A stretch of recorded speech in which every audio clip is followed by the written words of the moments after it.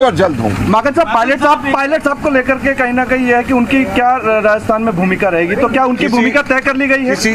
किसी को लेकर के कोई शक और संशय नहीं है। जैसे मैंने पिछली बार कहा, मैं दोहराना चाहता हूं कि हर कोई हाई कमांड के ऊपर पूरा विश्वास रखता है और उन्होंने कहा है कि जो हाई कमांड तय करेगा, जिस भूमिका के अंदर तय करेगा, वो सबको मंजूर है, हर एक व्यक्ति। राजस्थान के अंदर अभी मंत्रिमंडल विस्तार को लेकर के लगातार असमंजस बना हुआ था और इसी के चलते हुए माकन पिछले 2 दिनों से लगातार विधायकों से 1-to-1 बातचीत भी कर रहे थे।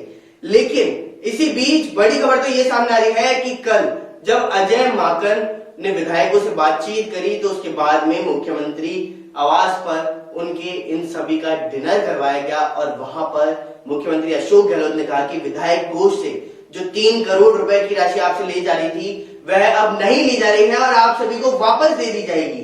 यह एक बड़ी बात सामने आई है। तो वहीं आज प्रदेश प्रभारी अजय माकन उन सभी विधायकों से भी मिलेंगे जिन्होंने हार का सामना किया था और आखिरकार किस प्रकार से इस कार्यकारिणी का गठन किया जाएगा, इसकी पूरी रिपोर्ट तैयार करके वह दिल्ली के लिए आज वापस रवाना होंगे। और सचिन पायलट अभी दिल्ली में ही मौजूद हैं और माकन भी दिल्ली के लिए रवाना होंगे। तो कुछ ना कुछ असमंजस सा बना हुआ है, क्योंकि कल जब विधायकों की वहां पर मौजूदगी थी तब सचिन पायलट तो वहां पर मौजूद ही नहीं थे। तो आखिरकार जब उन्हीं को लेकर के ये सब कुछ असमंजस सा बना हुआ है तो उनका होना तो वहां पर लाजमी बनता ही है, लेकिन वो वहां पर मौजूद नहीं थे। तो इसी पर देखिए हमारी ये खास रिपोर्ट। पिछले 3 दिनों के अंदर राजस्थान के हमारे कांग्रेस और कांग्रेस का समर्थन देने वाले सभी विधायकों से बात किया और 115 विधायकों से विधानसभा में और उसके अलावा माननीय मुख्यमंत्री जी से, प्रदेश अध्यक्ष से और दिल्ली में ही सचिन पायलट जी से, सीपी जोशी जी से भी, सब लोगों से मैंने बात करी और मुख्यतः 2023 में किस प्रकार से हम लोग कांग्रेस पार्टी की सरकार को वापस ला सकते हैं, इसकी चर्चा सबसे करी।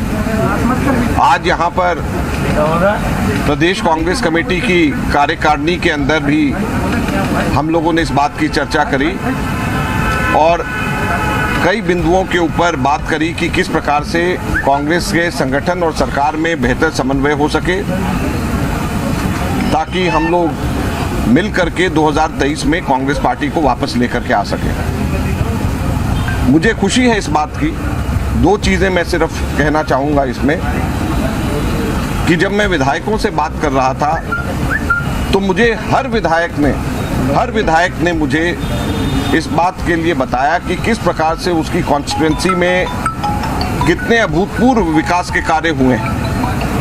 चाहे पीएचसी की बात हो, सीएचसी की बात हो, ऑक्सीजन प्लांट्स के लगाने की बात हो, चाहे महात्मा गांधी स्कूल की बात हो, चाहे कहीं पे नए हॉस्पिटल्स की बात हो, कहीं स्कूल्स के अपग्रेडेशन की बात हो, चाहे कहीं पे पीने के पानी की व्यवस्था करने की बात हो, सड़कों की बात हो, कॉलेजेस की बात हो, एग्रीकल्चर कॉलेजेस की बात हो, टेक्निकल कॉलेजेस की बात हो, ट्रॉमा सेंटर्स की बात हो।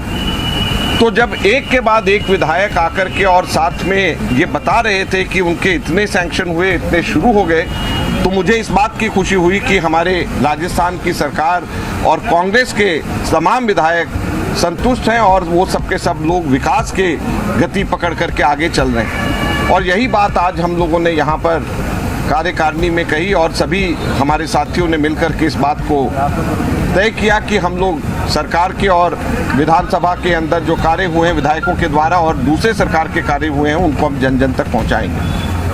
और दूसरा, मुझे इस बात की भी खुशी हुई है कि हमारे बहुत सारे लोग जो हैं वो मांग तो करते ही हैं। जाहिर सी बात है कि व्यक्तिगत तौर के ऊपर हर व्यक्ति की अपनी आशाएं आकांक्षाएं होती हैं, लेकिन मुझे खुशी है इस बात की कि मेरे को बहुत सारे लोग ऐसे भी विधायक और ऐसे भी ओहदेदार मिले जिन्होंने ये कहा कि वो सरकार के पद को भी छोड़ करके वो लोग अगर ज़रूरत पड़े कि अगर हम लोग संगठन को मजबूत करना पड़े। उन्होंने मेरे को खुद का मेरा उदाहरण याद दिलाया कि 2013 में कैसे मैंने भारत सरकार में उस वक्त कैबिनेट से इस्तीफा देकर के राहुल जी के साथ में आईसीसी जनरल सेक्रेटरी बना। उन्होंने कहा कि अगर ज़रूरत पड़े तो हम लोग मंत्रिमंडल को छोड़ करके हम संगठन के लिए भी कार्य करने को तैयार हैं। हमारे कई ऐसे मंत्री भी मुझे मिले, मैं दिल की गहराइयों से उनका भी धन्यवाद करना चाहता हूं। तो हमारे संगठन के अंदर सही बात है, हर जगह के ऊपर आशाएं, इच्छाएं, आकांक्षाएं होती हैं, लेकिन हमारे संगठन के अंदर ऐसे भी लोग हैं जो कि सरकारी ओहदों को भी छोड़ करके संगठन के लिए काम करने के लिए आतुर हैं। हमें ऐसे लोगों पे गर्व है और सरकार के अंदर जो विकास के कार्य हुए हैं और ऐसे हमारे साथी जो कि संगठन के लिए सब कुछ छोड़ करके कार्य करने को तैयार हैं, ऐसे लोगों के साथ में मिल करके मैं समझता हूं कि हम लोग वापस 2023 के अंदर कांग्रेस पार्टी सरकार बनाएगी। कितने लोग हैं ऐसे, कितने बहुत लोग हैं और मुझे सुखद आश्चर्य हुआ जब ऐसे लोग हैं जो लोग खुद कहते हैं कि हम लोग संगठन के लिए काम करने के लिए तैयार हैं और हम लोग सरकार के अच्छे कामों को और सरकार को वापस कांग्रेस कैसे आए हम लोग उसके लिए जमीन पे काम करेंगे।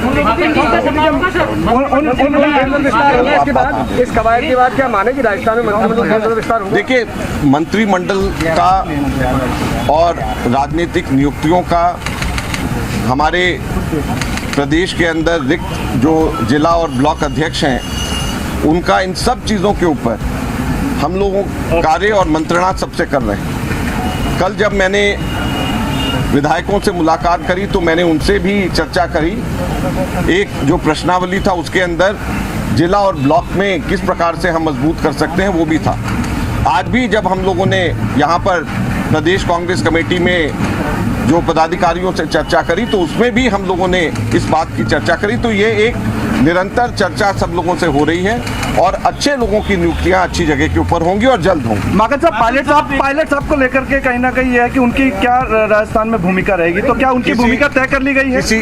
किसी को लेकर के कोई शक और संशय नहीं है। जैसे मैंने पिछली बार कहा, मैं दोहराना चाहता हूं कि हर कोई हाई कमांड के ऊपर पूरा विश्वास रखता है और उन्होंने कहा है कि जो हाई कमांड तय करेगा, जिस भूमिका के अंदर तय करेगा, वो सबको मंजूर है, हर एक व्यक्ति को। मौका दिया जाएगा आरएसएस के प्रचारक को गिरफ्तार किया। देखिए, पीसीसी के अंदर ये प्रस्ताव आज सर्वसम्मति से पास हुआ है और रामलाल जाट जी ने प्रस्ताव रखा था और सर्वसम्मति से उसको पास किया गया और उसके अंदर ये कहा गया है कि निम्बाराम को एकदम से उनको जल्दी से जल्दी उनको अरेस्ट किया जाए और सभी लोगों ने मिलकर के पीसीसी प्रेसिडेंट का सपोर्ट किया, उनको समर्थन किया और उन्होंने कहा कि जो उनके ऊपर आरोप लगाए जा रहे हैं वो बेबुनियाद हैं और पूरी की पूरी कांग्रेस पार्टी इनके साथ खड़ी है।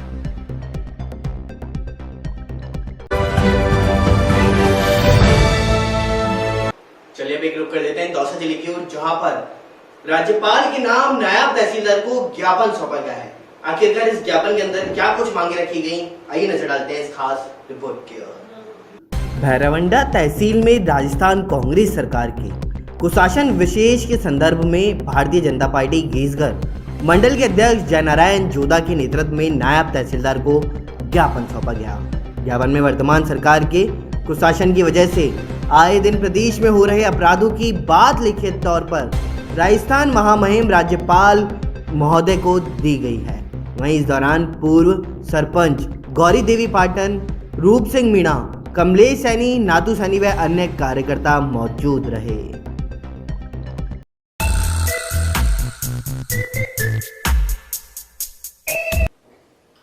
नमस्कार, स्वागत है आपका न्यूज 19 में। मैं पुलकित सक्सेना आप लोग के साथ। आइए नजर डालते हैं अखबार की सुर्खियां मेरे साथ।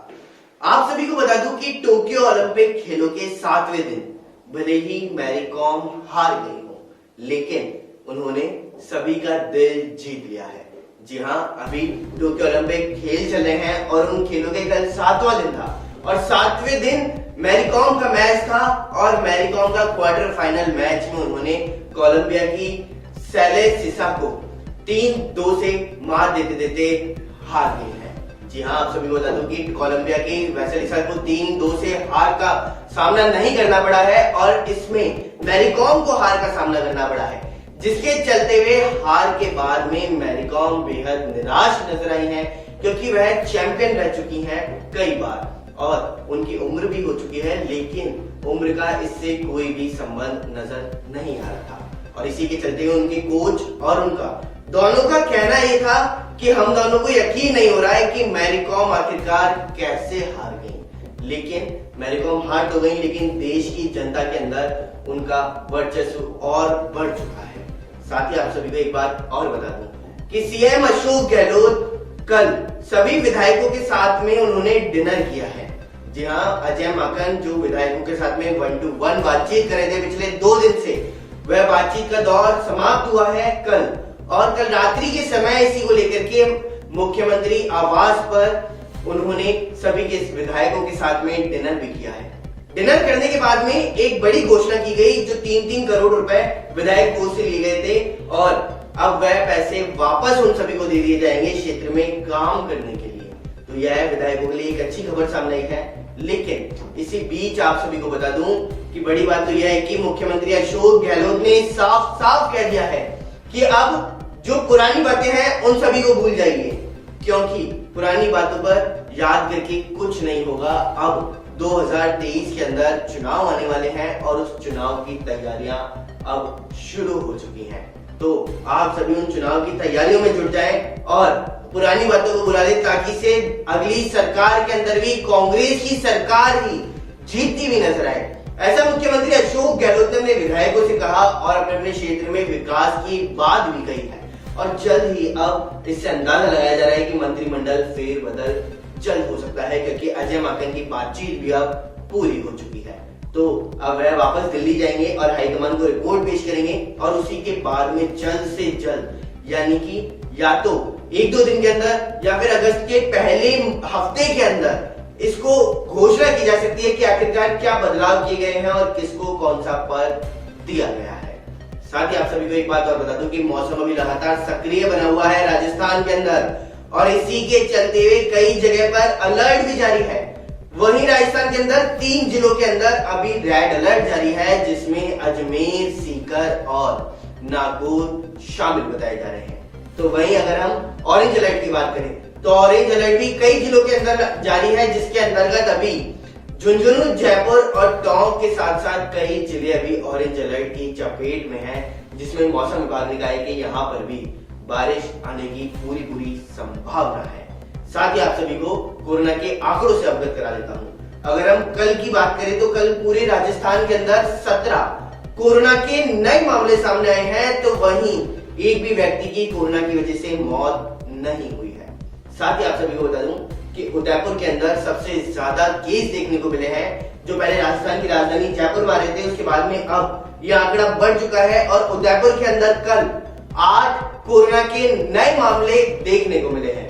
तो इसी के साथ अखबार की खास सुर्खियों में तो फिलहाल इतना ही। बने रहिए न्यूज़ 19 के साथ। नमस्कार।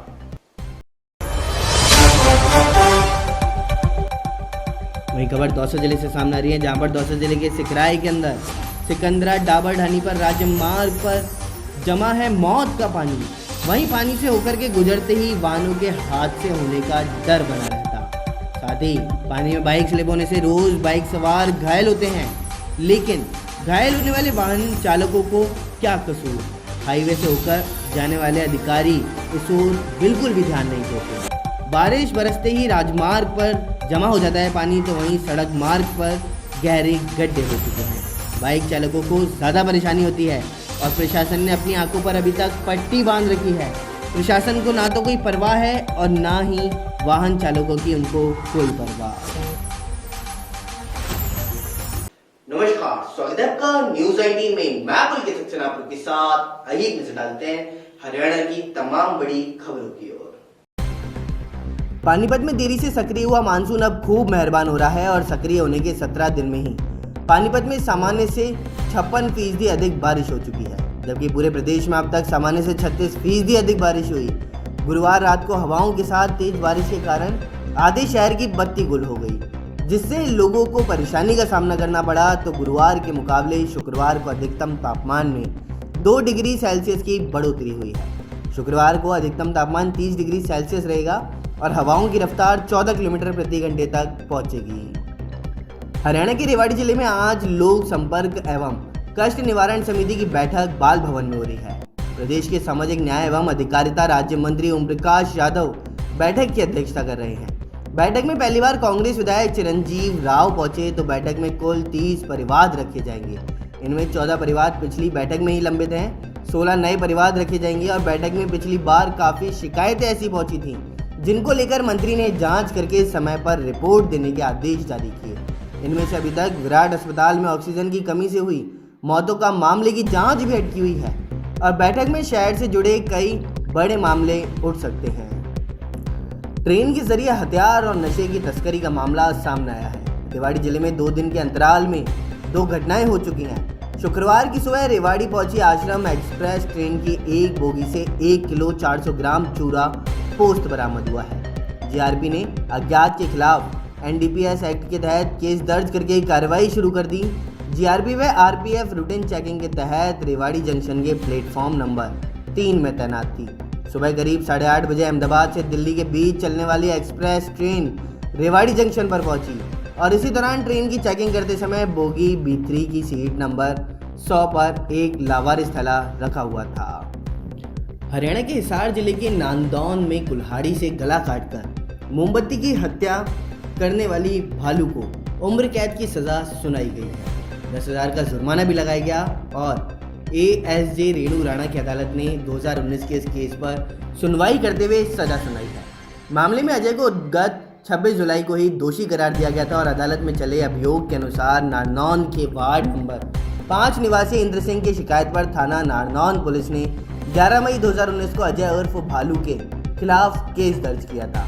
पुलिस को दी शिकायत में इंद्र सिंह ने बताया कि उसके भाई पप्पू की शादी रजनी उर्फ मोमबत्ती से हुई थी।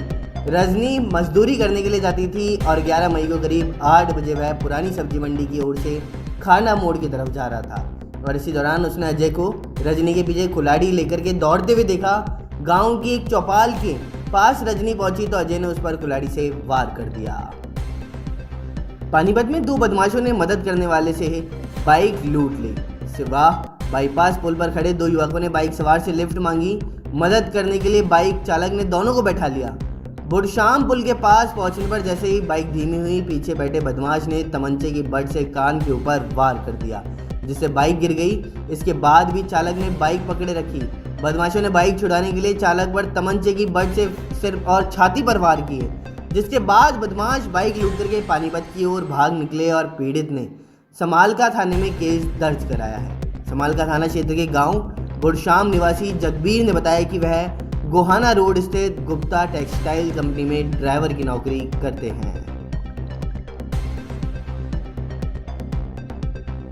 हरियाणा की तमाम बड़ी खबरों में फिलहाल इतना ही। बने रहिए न्यूज़ 19 के साथ। नमस्कार। वहीं एक और बड़ी खबर सामने आ रही है जिसमें सरमथुरा बीच नदी की रपट पर फंस चुका है ट्रक। तो वहीं ट्रक के अंदर फंसे हुए हैं चालक और हेल्पर। साथ ही साथ आप सभी को बता दूं कि ग्रामीणों ने प्रशासन को सूचना भी दी। तो वहीं सरमथुरा से बसेड़ी मार्ग स्थित खुर्दिया पुल का यह मामला बताया जा रहा है।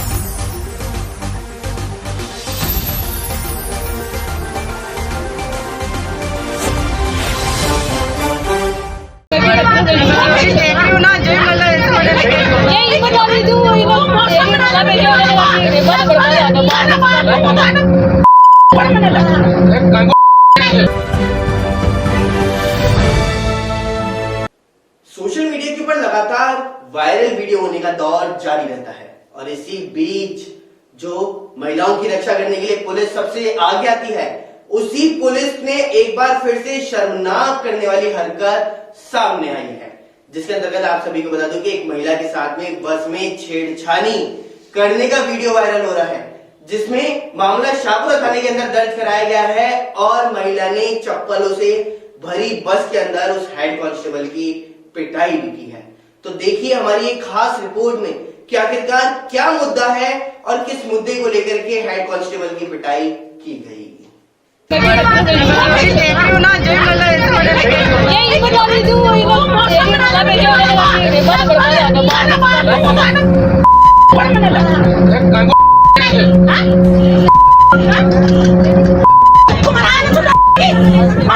ਦੱਸਣਾ ਉਧਰ ਇਹ ध्यान देख लगा तू चलती हुई रोडवेज बस में महिला से छेड़छाड़ी करना पुलिस के एक हेड कांस्टेबल को भारी पड़ गया है। छेड़खानी से गुस्साई नारी शक्ति ने बस में ही हेड कांस्टेबल की चप्पल से जम करके पिटाई कर दी। मामला भीलवाड़ा जिले का है, जहां शाहपुरा थाना पुलिस ने हेड कांस्टेबल के खिलाफ शांति भंग का मामला दर्ज किया। वहीं पूरी घटना वीडियो पर भी सोशल मीडिया पर वायरल हो रही है और जानकारी के अनुसार भीलवाड़ा पुलिस लाइन में तैनात हेड कांस्टेबल राजूलाल ने बांसवाड़ा से जयपुर जाने वाली रोडवेज बस में सवार था, तो वहीं महिला भीलवाड़ा से बस में सवार हुई थी और इसी दरमियान शाहपुरा रोड पर हेड कांस्टेबल ने महिला से छेड़खानी शुरू कर दी, जिसके बाद महिला ने गुस्से में आकर चप्पल से राजूलाल की जम करके पिटाई कर दी। मामला बढ़ता देख करके बस की सवारी यहाँ शाहपुरा थाना लेकर के गई और वहीं महिला की शिकायत हेड कांस्टेबल राजूलाल को शांति भंग में गिरफ्तार भी कर लिया गया है। शाहपुरा पुलिस से मिली जानकारी के अनुसार बुधवार को भीलवाड़ा बस स्टैंड से बांसवाड़ा जयपुर रोडवेज बस रवाना हुई थी और इस बस में बांसवाड़ा के कादेड़ा गांव में जाने के लिए एक महिला अपनी सहेली के साथ बैठी हुई थी और इसी दरमियान बनेड़ा से वर्दी पहन करके हेड कांस्टेबल राजूलाल भी सवार हो गया और महिला के पास वाली सीट पर जाकर के बैठ गया। बनेड़ा से कुछ दूरी पर चलते ही बस कुछ दूरी पर चली थी कि हेड कांस्टेबल ने महिला के साथ छेड़खानी शुरू कर दी, जो आगे जाते जाते बढ़ती रही और इसी के चलते महिला ने विरोध जताया और हेड कांस्टेबल की बस में ही धुनाई कर दी।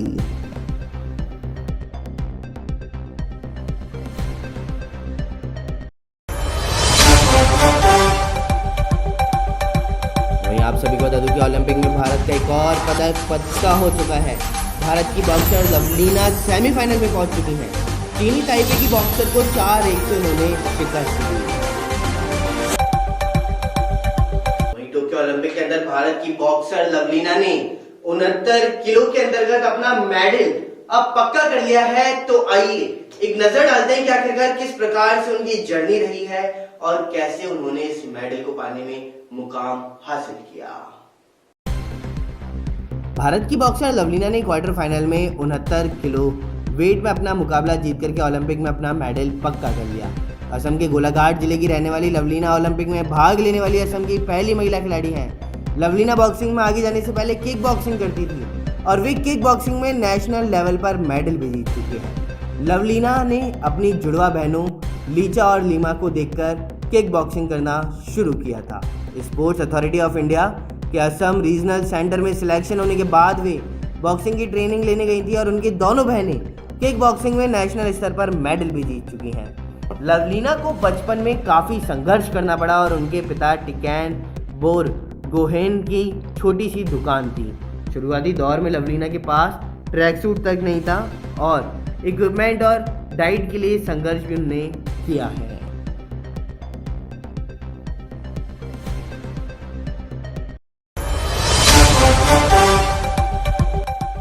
डॉक्टर किरोड़ी लाल मीणा पहुंचे हैं पुलिस कमिश्नरेट। जी हाँ, बड़ी खबर हम आप सभी तक पहुंचा रहे हैं कि भीड़ के साथ पहुंचे हैं पुलिस कमिश्नरेट। तो वहीं सूरज मैदान से कमिश्नरेट तक एक रैली के द्वारा मीणा समाज के एक संगठन के बैनर तले आए हैं लोग। हिंदुवादी संगठन भी वहाँ पे मौजूद है। नमस्कार, स्वागत है आपका न्यूज 19 में। मैं पुलकित सक्सेना आप लोग के साथ। आइए नजर डालते हैं न्यूज 19 की फटाफट खबरों की ओर फटाफट अंदाज में। भारत की senior leg spinner Yuzvendra Chahal और spin bowling allrounder Krishnappa Gowtham भी कोरोना संक्रमित पाए गए हैं। यह दोनों कृणाल पांड्या के क्लोज कांटेक्ट में थे और इसी वजह से वे आखिरी T20 भी नहीं खेल सके हैं। पहले T20 के बाद 27 जुलाई को कृणाल भी संक्रमित मिले थे। टोक्यो ओलंपिक में इस समय भारतीय badminton star PV Sindhu Japan की अकाने यामागुची के खिलाफ क्वार्टर फाइनल मैच खेलने उतरी हैं। रियो ओलंपिक की सिल्वर मेडलिस्ट सिंधु ने यामागुची को 18 भिड़ंत में 11 बार हराया है।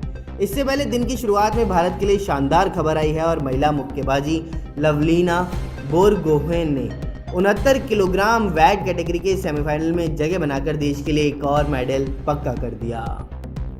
भारत में खतरनाक दूसरी लहर के लिए जिम्मेदार कोरोना का डेल्टा वेरिएंट अब मिडिल ईस्ट देशों में कहर बरपा रहा है।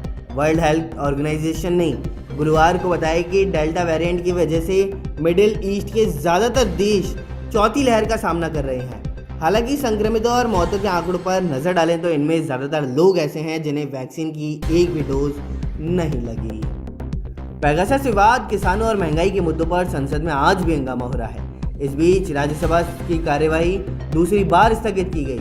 सदन पहले 12 बजे तक और फिर 2:30 बजे तक स्थगित कर दिया गया, तो वहीं लोकसभा की कार्यवाही भी 12 बजे तक स्थगित करनी पड़ी। उधर विपक्ष ने संसद की कार्यवाही शुरू होने से पहले ही सरकार को घेरने की रणनीति पर चर्चा कर ली थी। पेगासस जासूसी मामले की स्वतंत्र जांच की अर्जी पर सुनवाई के लिए सुप्रीम कोर्ट तैयार हो गया। कोर्ट ने कहा कि अगले हफ्ते इसकी सुनवाई की जाएगी और इस मामले में वरिष्ठ पत्रकार एन राम और शशि कुमार ने पिटीशन फाइल भी दायर की है। पिटीशंस की तरफ से वकील कपिल सिब्बल ने चीफ जस्टिस एनवी रमना की बेंच में पिटीशंस मेंशन करते हुए कहा कि इस केस की जल्द सुनवाई की जाए। देश में अब तक 45 करोड़ से ज़्यादा वैक्सीन की डोज दिए जा चुके हैं और देश की 7% से ज़्यादा आबादी पूरी तरह वैक्सीनेट हो चुकी है। वहीं 26% से ज़्यादा आबादी को वैक्सीन की कम से कम एक डोज लगाई जा चुकी है। अगर दिसंबर तक 100% वयस्क आबादी को वैक्सीनेट करना है तो वैक्सीन कंपनियों को प्रोडक्शन बढ़ाना होगा। भारत में भी मिक्स एंड मैच वैक्सीन को लेकर के जल्द ही ट्रायल शुरू हो रहा है। सूत्रों के मुताबिक central drug standard control organisation के एक्सपर्ट्स पैनल ने कोवैक्सीन और कोविशील्ड के डोज की मिक्सिंग को लेकर ट्रायल की मंजूरी देने की सिफारिश की है और क्रिश्चियन मेडिकल कॉलेज वेलनोर ने दोनों वैक्सीन के इंटरचेंजेबिलिटी स्टडी प्रोटोकॉल के लिए सब्जेक्ट एक्सपर्ट्स कमेटी से मंजूरी के लिए आवेदन किया।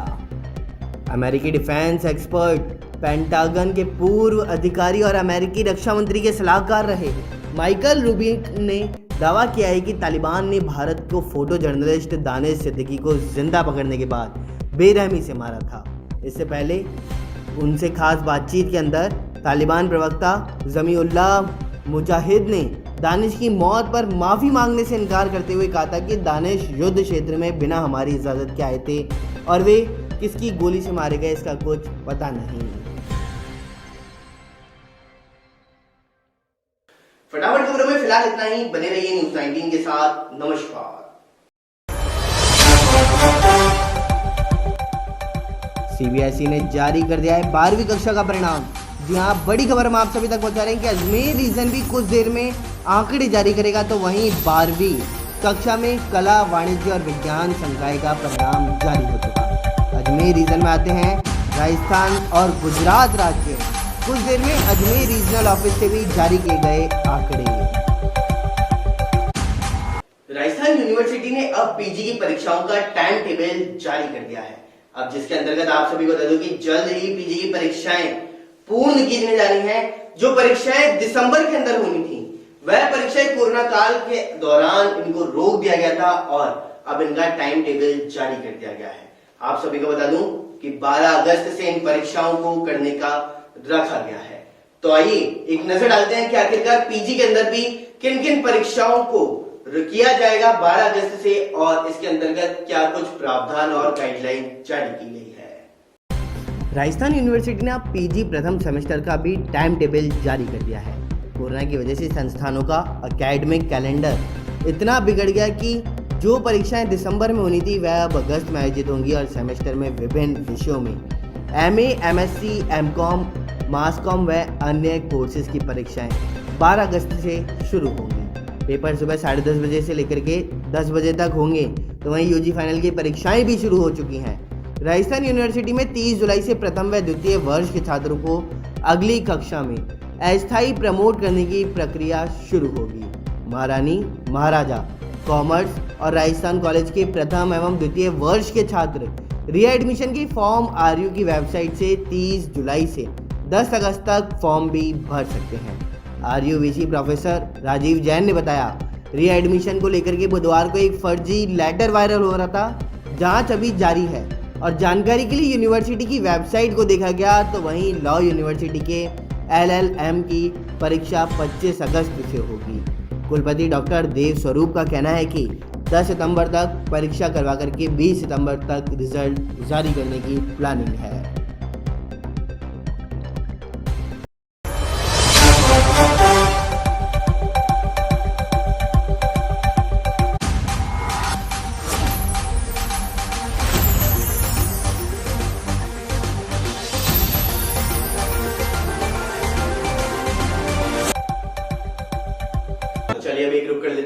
अगली खबर की ओर जो दौसा जिले से सामने आ रही है, जहां पर आप सभी को बता दूं कि दौसा जिले के अंदर सिकंदरा में भी वैक्सीनेशन का दौर जारी है और इस वैक्सीनेशन के दौरान भारी मात्रा में भीड़ देखने को मिली है। वहीं आप सभी को बता दूं कि इसके अंतर्गत सोशल डिस्टेंसिंग की पालना बिल्कुल भी नहीं की जा रही है। तो आइए एक नजर डालते हैं पूरी रिपोर्ट की ओर कि आखिरकार किस प्रकार से वैक्सीनेशन किया जा रहा है और लोगों की भीड़ कितनी मात्रा में उमड़ती हुई नजर आ रही है। दौसा जिले के सिकंदरा के डाबर ढाणी क्षेत्र में कोविड-19 वैक्सीन कैंप में भीड़ उमड़ती हुई नजर आई है। ग्रामीणों ने सोशल डिस्टेंसिंग की धज्जियां भी उड़ाई, तो वहीं ग्रामीण आपस में एक दूसरे के ऊपर चढ़ते हुए भी नजर आ रहे थे। साथ ही सिकंदरा एएनएम प्रियंका शर्मा ने बताया कि कुल 200 वैक्सीन लगानी है, लेकिन ग्रामीण व्यवस्था बनाने में सहयोग नहीं कर रहे। प्रियंका शर्मा, सीएससी सिकंदरा। मेरे पास 200 वैक्सीन का टारगेट है। टारगेट 5 बजे तक लगानी है। ये भीड़ भाड़ को आप काबू में कैसे करोगे मैडम इतनी को? तो जैसे आएंगे तैसे लगाते जाएंगे और सब संभाल रहे हैं। पीसीसी में माकन लगे पदाधिकारियों की बैठक। जी हाँ, बड़ी खबर हम आप सभी तक पहुंचा रहे हैं। थोड़ी देर में करेंगे 1-to-1 संवाद। तो वहीं पीसीसी पदाधिकारियों के सम्मान में सीएम हाउस में लंच रखा गया। दोपहर 12 बजे पदाधिकारियों के साथ में लंच करेंगे माकन। तो वहीं 1:55 पर जयपुर से दिल्ली प्रस्थान करेंगे। चलिए अभी रुक कर देते हैं दौसा जिले की ओर, जहां पर आप सभी को बता दूं कि झमाझम बारिश का दौर लगातार जारी है और इसी बारिश के दौर के बीच में नालियों के अंदर पानी बढ़ता हुआ साफ साफ नजर आ रहा है। तो इससे प्रशासन की पोल भी खुलती हुई नजर आ रही है। तो आइए एक नजर डालते हैं पूरी रिपोर्ट की ओर। सिकंदरा के अंदर बारिश का दौर शुरू होते ही सफाई व्यवस्थाओं की पोल खुलती हुई नजर आ रही है। नालों में कचरा भरा रहने से बारिश का पानी रोड पर जाम हो रहा है, जिसके चलते राहगीरों व वाहन चालकों को भारी परेशानी का सामना करना पड़ रहा। साथ ही बड़े हादसे की आशंकाएं भी बनी हुई हैं। अगर बात की जाए NH 21 की, तो रोड कंपनी के द्वारा ध्यान नहीं देने से व पानी निकासी की व्यवस्था नहीं करने से हाईवे पर तालाब की तरह पानी भरा हुआ नजर आ रहा है। हर साल बारिश के दिनों में ये हालात होते जा रहे हैं और यहाँ तक कि कई बार लोगों की जानें भी जा चुकी हैं, जिसके बावजूद भी कोई ठोस कदम नहीं उठाए गए। वहीं अलवर गंगापुर मेगा हाईवे पर बने नाले अवरुद्ध पड़े हैं, जिसके चलते भी पानी रोड पर बह रहा है और लोगों का कहना है कि जब से इन नालों का निर्माण करवाया गया था, तब से लेकर के आज तक कोई सफाई नहीं करवाई गई। बारिश के पानी के भराव के चलते हुए कीड़े मकोड़े पनप रहे हैं, जिससे बीमारियों के खतरा मंडरा रहा। वहीं आप सभी को बता दूं कि कांग्रेस सरकार के खिलाफ में राज्यपाल के नाम दौसा जिले के सिकंदरा के अंदर ज्ञापन सौंपा गया। तो आइए नजर डालते हैं पूरी रिपोर्ट की ओर।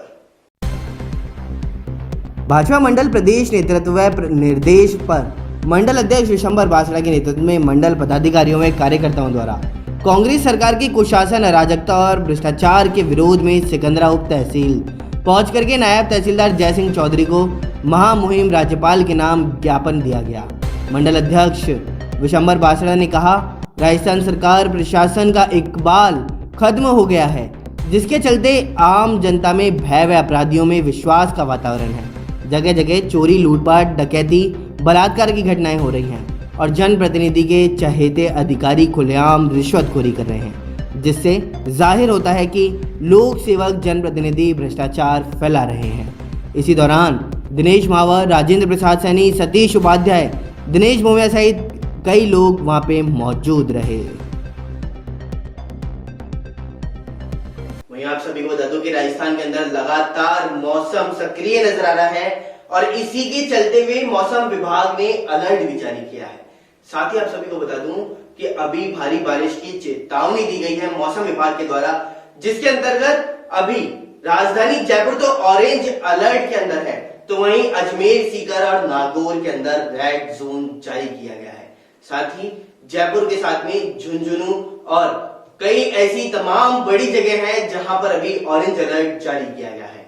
तो आइए एक नजर डालते हैं कि आखिरकार आपके प्रदेश का मानसून में अभी क्या कुछ हाल बना हुआ है। राजस्थान में एक बार फिर से मानसून सक्रिय है।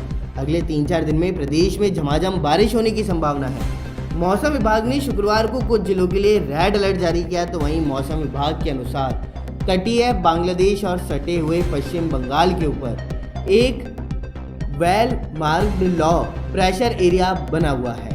इससे संबंधित चक्रवाती परिसंचरण ऊपरी क्षोभ मंडल स्तर तक विस्तारित है और इस तंत्र के अगले 48 घंटों में पश्चिमी बंगाल, झारखंड एवं बिहार से होते हुए पश्चिमी दिशा की ओर आगे बढ़ने की संभावनाएं भी हैं। दक्षिण पश्चिमी मानसून की अक्षीय रेखा समुद्र तल पर फिरोजपुर, रोहतक, अलीगढ़, प्रयागराज, दालनगंज से होती हुई दक्षिण पूर्वी की ओर तटीय बांग्लादेश और सटे हुए पश्चिम बंगाल के ऊपर बने हुए कम दबाव के क्षेत्र से गुजर रही है। चलिए एक रुक कर देते हैं अगली खबर की ओर, जो दौसा जिले से सामने आ रही है, जहां पर आप सभी को बता दूं कि बढ़ती हुई बिजली की दरों की लेकर के और कांग्रेस के द्वारा किए जा रहे कुशासन को लेकर के भाजपा कार्यकर्ताओं ने ज्ञापन सौंपा है। तो आइए नजर डालते हैं पूरी रिपोर्ट की ओर। वहीं खबर दौसा जिले से सामने आ रही है। दौसा जिले के उपखंड मुख्यालय लालसोट पर शुक्रवार को भाजपा कार्यकर्ताओं ने राजस्थान सरकार में कुशासन, भ्रष्टाचार एवं बिजली की बढ़ती दरों को लेकर के भाजपा नेता रामविलास डूंगरपुर, नगर मंडल अध्यक्ष दिनेश जोशी की अगुवाई में सैकड़ों कार्यकर्ताओं ने राज्यपाल के नाम नायब तहसीलदार को ज्ञापन सौंपा है। साथ ही आप सभी को बता दूं कि भाजपा कार्यकर्ताओं ने पंचायत समिति कार्यालय पर धरना प्रदर्शन कर राजस्थान सरकार के खिलाफ में नारेबाजी करते हुए लालसोट एसडीएम कार्यालय पहुंचे, जहां पर राज्यपाल के नाम नायब तहसीलदार को ज्ञापन सौंपा गया।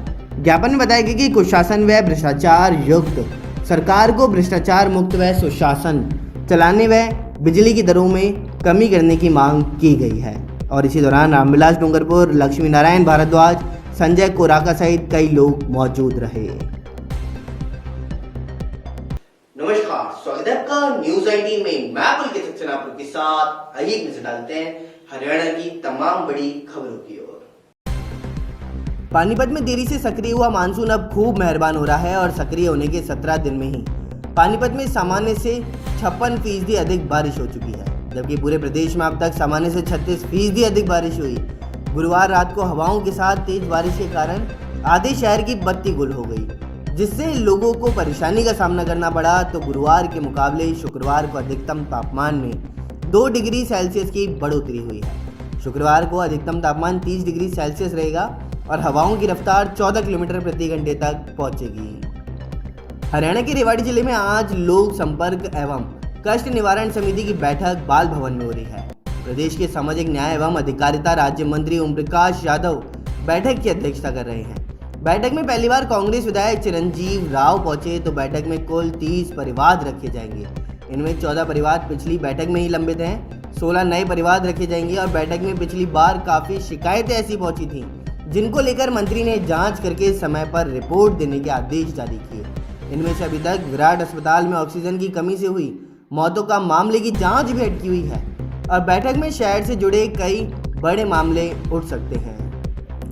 ट्रेन के जरिए हथियार और नशे की तस्करी का मामला सामने आया है। रेवाड़ी जिले में 2 दिन के अंतराल में 2 घटनाएं हो चुकी हैं। शुक्रवार की सुबह रेवाड़ी पहुंची आश्रम एक्सप्रेस ट्रेन की एक बोगी से 1 किलो 400 ग्राम चूरा पोस्ट बरामद हुआ है। जीआरपी ने अज्ञात के खिलाफ एनडीपीएस एक्ट के तहत केस दर्ज करके कार्रवाई शुरू कर दी। जीआरपी व आरपीएफ रूटीन चेकिंग के तहत रेवाड़ी जंक्शन के प्लेटफॉर्म नंबर 3 में तैनात थी। सुबह करीब 8:30 बजे अहमदाबाद से दिल्ली के बीच चलने वाली एक्सप्रेस ट्रेन रेवाड़ी जंक्शन पर पहुंची और इसी दौरान ट्रेन की चेकिंग करते समय बोगी B3 की सीट नंबर 100 पर एक लावारिस थैला रखा हुआ था।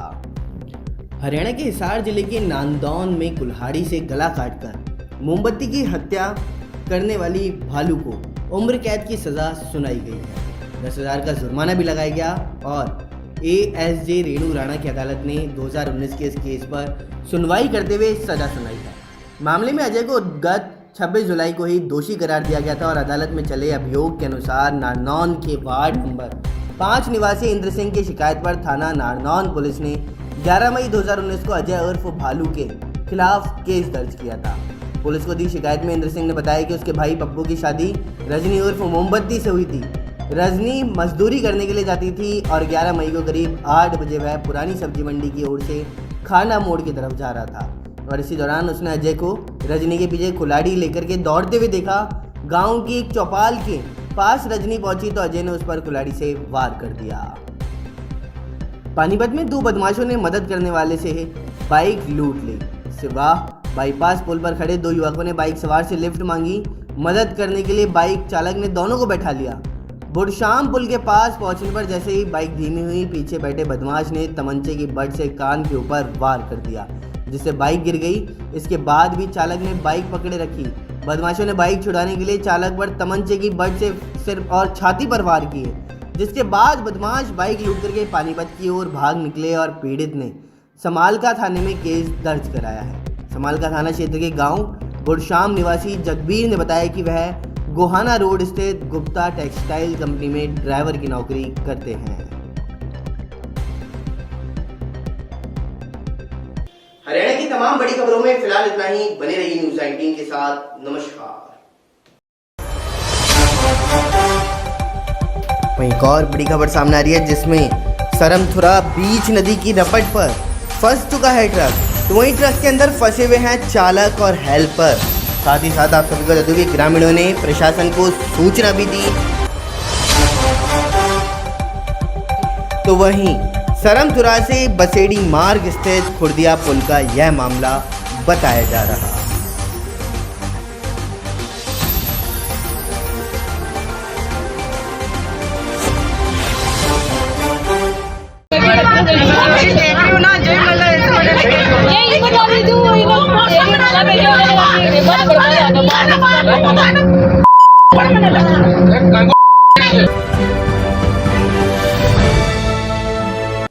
सोशल मीडिया के ऊपर लगातार वायरल वीडियो होने का दौर जारी रहता है और इसी बीच जो महिलाओं की रक्षा करने के लिए पुलिस सबसे आगे आती है, उसी पुलिस ने एक बार फिर से शर्मनाक करने वाली हरकत सामने आई है, जिसके अंतर्गत आप सभी को बता दूं कि एक महिला के साथ में बस में छेड़छानी करने का वीडियो वायरल हो रहा है, जिसमें मामला शाहपुरा थाने के अंदर दर्ज कराया गया है और महिला ने चप्पलों से भरी बस के अंदर उस हेड कांस्टेबल की पिटाई भी की है।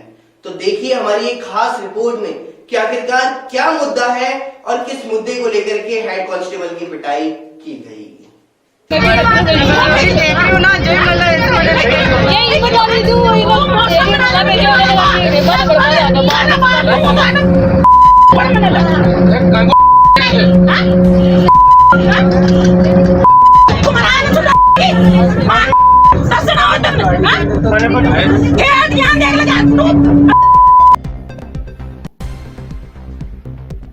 चलती हुई रोडवेज बस में महिला से छेड़छानी करना पुलिस के एक हेड कांस्टेबल को भारी पड़ गया है। छेड़खानी से गुस्साई नारी शक्ति ने बस में ही हेड कांस्टेबल की चप्पल से जम करके पिटाई कर दी। मामला भीलवाड़ा जिले का है, जहां शाहपुरा थाना पुलिस ने हेड कांस्टेबल के खिलाफ शांति भंग का मामला दर्ज किया। वहीं पूरी घटना वीडियो पर भी सोशल मीडिया पर वायरल हो रही है और जानकारी के अनुसार भीलवाड़ा पुलिस लाइन में तैनात हेड कांस्टेबल राजूलाल ने बांसवाड़ा से जयपुर जाने वाली रोडवेज बस में सवार था। तो वहीं महिला भीलवाड़ा से बस में सवार हुई थी और इसी दरमियान शाहपुरा रोड पर हेड कांस्टेबल ने महिला से छेड़खानी शुरू कर दी, जिसके बाद महिला ने गुस्से में आकर चप्पल से राजूलाल की जम करके पिटाई कर दी। मामला बढ़ता देख करके बस की सवारी शाहपुरा थाना लेकर के गई और वहीं महिला की शिकायत हेड कांस्टेबल राजूलाल को शांति भंग में गिरफ्तार भी कर लिया गया है। शाहपुरा पुलिस से मिली जानकारी के अनुसार बुधवार को भीलवाड़ा बस स्टैंड से बांसवाड़ा जयपुर रोडवेज बस रवाना हुई थी और इस बस में बांसवाड़ा के कादेड़ा गांव में जाने के लिए एक महिला अपनी सहेली के साथ बैठी हुई थी और इसी दरमियान बनेड़ा से वर्दी पहन करके हेड कांस्टेबल राजूलाल भी सवार हो गया और महिला के पास वाली सीट पर जाकर के बैठ गया।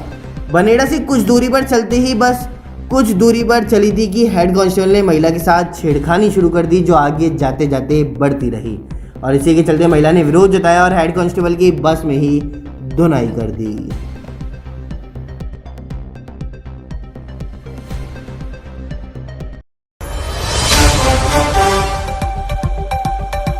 वहीं आप सभी को बता दूं कि ओलंपिक में भारत का एक और पदक पक्का हो चुका है। भारत की बॉक्सर लवलीना सेमीफाइनल में पहुंच चुकी हैं। चीनी ताइपे की बॉक्सर को 4-1 से उन्होंने शिकस्त दी। वहीं टोक्यो ओलंपिक के अंदर भारत की बॉक्सर लवलीना ने 69 किलो के अंतर्गत अपना मेडल अब पक्का कर लिया है, तो आइए एक नजर डालते हैं कि आखिरकार किस प्रकार से उनकी जर्नी रही है और कैसे उन्होंने इस मेडल को पाने में मुकाम हासिल किया। भारत की बॉक्सर लवलीना ने क्वार्टर फाइनल में 69 किलो वेट में अपना मुकाबला जीत करके ओलंपिक में अपना मेडल पक्का कर लिया। असम के गोलाघाट जिले की रहने वाली लवलीना ओलंपिक में भाग लेने वाली असम की पहली महिला खिलाड़ी हैं। लवलीना बॉक्सिंग में आगे जाने से पहले किक बॉक्सिंग करती थी और वे किक बॉक्सिंग में नेशनल लेवल पर मेडल भी जीत चुकी हैं। लवलीना ने अपनी जुड़वा बहनों लीचा और लीमा को देखकर किक बॉक्सिंग करना शुरू किया था। स्पोर्ट्स अथॉरिटी ऑफ इंडिया के असम रीजनल सेंटर में सिलेक्शन होने के बाद वे बॉक्सिंग की ट्रेनिंग लेने गई थी और उनकी दोनों बहनें किक बॉक्सिंग में नेशनल स्तर पर मेडल भी जीत चुकी हैं। लवलीना को बचपन में काफ़ी संघर्ष करना पड़ा और उनके पिता टिकैन बोर गोहेन की छोटी सी दुकान थी। शुरुआती दौर में लवलीना के पास ट्रैक सूट तक नहीं था और इक्विपमेंट और डाइट के लिए संघर्ष भी उन्होंने किया है।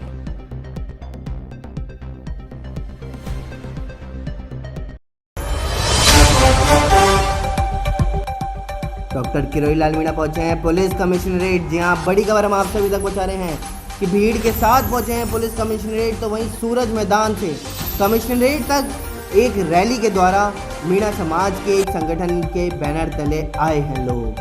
हिंदुवादी संगठन भी वहां पे मौजूद है। नमस्कार, स्वागत है आपका न्यूज 19 में। मैं पुलकित सक्सेना आप लोग के साथ। आइए नजर डालते हैं न्यूज 19 की फटाफट खबरों की ओर फटाफट अंदाज में। भारत की senior leg spinner Yuzvendra Chahal और spin bowling allrounder Krishnappa Gowtham भी कोरोना संक्रमित पाए गए। यह दोनों कृणाल पांड्या के क्लोज कांटेक्ट में थे और इसी वजह से वे आखिरी T20 भी नहीं खेल सके हैं। पहले T20 के बाद 27 जुलाई को कृणाल भी संक्रमित मिले थे। टोक्यो ओलंपिक में इस समय भारतीय badminton star PV Sindhu Japan की अकाने यामागुची के खिलाफ क्वार्टर फाइनल मैच खेलने उतरी हैं। रियो ओलंपिक की सिल्वर मेडलिस्ट सिंधु ने यामागुची को 18 भिड़ंत में 11 बार हराया है। इससे पहले दिन की शुरुआत में भारत के लिए शानदार खबर आई है और महिला मुक्केबाजी लवलीना बोरगोहेन ने 69 किलोग्राम वेट कैटेगरी के सेमीफाइनल में जगह बनाकर देश के लिए एक और मेडल पक्का कर दिया। भारत में खतरनाक दूसरी लहर के लिए जिम्मेदार कोरोना का डेल्टा वेरिएंट अब मिडिल ईस्ट देशों में कहर बरपा रहा है। वर्ल्ड हेल्थ ऑर्गेनाइजेशन ने गुरुवार को बताया कि डेल्टा वेरिएंट की वजह से मिडिल ईस्ट के ज़्यादातर देश चौथी लहर का सामना कर रहे हैं। हालांकि संक्रमितों और मौतों के आंकड़ों पर नजर डालें तो इनमें ज़्यादातर लोग ऐसे हैं जिन्हें वैक्सीन की एक भी डोज नहीं लगी। पेगासस विवाद, किसानों और महंगाई के मुद्दों पर संसद में आज भी हंगामा हो रहा है। इस बीच राज्यसभा की कार्यवाही दूसरी बार स्थगित की गई। सदन पहले 12 बजे तक और फिर 2:30 बजे तक स्थगित कर दिया गया, तो वहीं लोकसभा की कार्यवाही भी 12 बजे तक स्थगित करनी पड़ी। उधर विपक्ष ने संसद की कार्यवाही शुरू होने से पहले ही सरकार को घेरने की रणनीति पर चर्चा कर ली थी। पेगासस जासूसी मामले की स्वतंत्र जांच की अर्जी पर सुनवाई के लिए सुप्रीम कोर्ट तैयार हो गया। कोर्ट ने कहा कि अगले हफ्ते इसकी सुनवाई की जाएगी और इस मामले में वरिष्ठ पत्रकार एन राम और शशि कुमार ने पिटीशन फाइल भी जारी की है। पिटीशंस की तरफ से वकील कपिल सिब्बल ने चीफ जस्टिस NV रमना की बेंच में पिटीशंस मेंशन करते हुए कहा कि इस केस की जल्द सुनवाई की जाए। देश में अब तक 45 करोड़ से ज़्यादा वैक्सीन की डोज दिए जा चुके हैं और देश की 7% से ज़्यादा आबादी पूरी तरह वैक्सीनेट हो चुकी है। वहीं 26% से ज़्यादा आबादी को वैक्सीन की कम से कम एक डोज लगाई जा चुकी है। अगर दिसंबर तक 100% वयस्क आबादी को वैक्सीनेट करना है तो वैक्सीन कंपनियों को प्रोडक्शन बढ़ाना होगा। भारत में भी मिक्स एंड मैच वैक्सीन को लेकर के जल्द ही ट्रायल शुरू हो रहा है। सूत्रों के मुताबिक central drug standard control organisation के एक्सपर्ट्स पैनल ने कोवैक्सीन और कोविशील्ड के डोज की मिक्सिंग को लेकर ट्रायल की मंजूरी देने की सिफारिश की है और क्रिश्चियन मेडिकल कॉलेज वेलनोर ने दोनों वैक्सीन के इंटरचेंजेबिलिटी स्टडी प्रोटोकॉल के लिए सब्जेक्ट एक्सपर्ट्स कमेटी से मंजूरी के लिए आवेदन किया। अमेरिकी डिफेंस एक्सपर्ट पेंटागन के पूर्व अधिकारी और अमेरिकी रक्षा मंत्री के सलाहकार रहे माइकल रूबिन ने दावा किया है कि तालिबान ने भारत को फोटो जर्नलिस्ट दानिश सिद्दीकी को जिंदा पकड़ने के बाद बेरहमी से मारा था। इससे पहले उनसे खास बातचीत के अंदर तालिबान प्रवक्ता जमीउल्लाह मुजाहिद ने दानिश की मौत पर माफ़ी मांगने से इनकार करते हुए कहा था कि दानिश युद्ध क्षेत्र में बिना हमारी इजाज़त के आए थे और वे किसकी गोली से मारे गए इसका कुछ पता नहीं। फटाफट खबरों में फिलहाल इतना ही। बने रहिए न्यूज़ 19 के साथ। नमस्कार।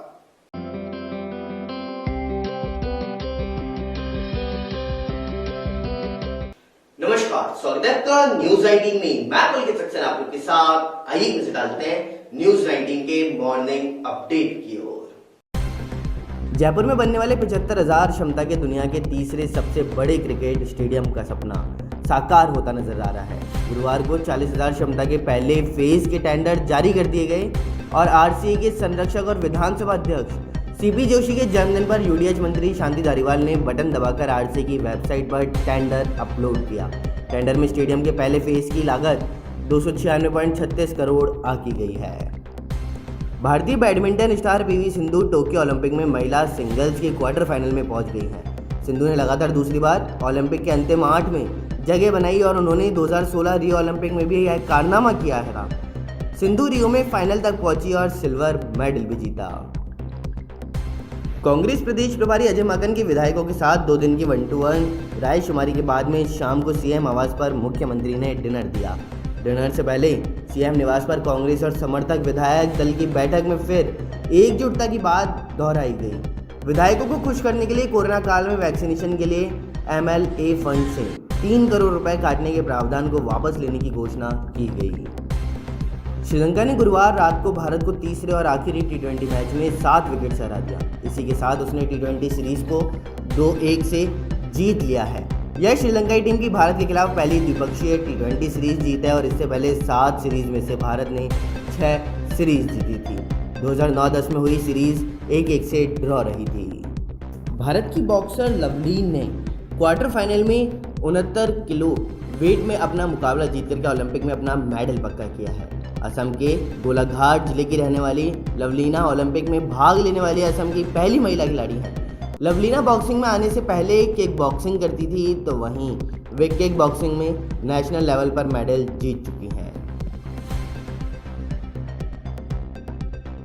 मॉर्निंग अपडेट में फिलहाल इतना ही। बने रहिए न्यूज़ 19 के साथ। नमस्कार।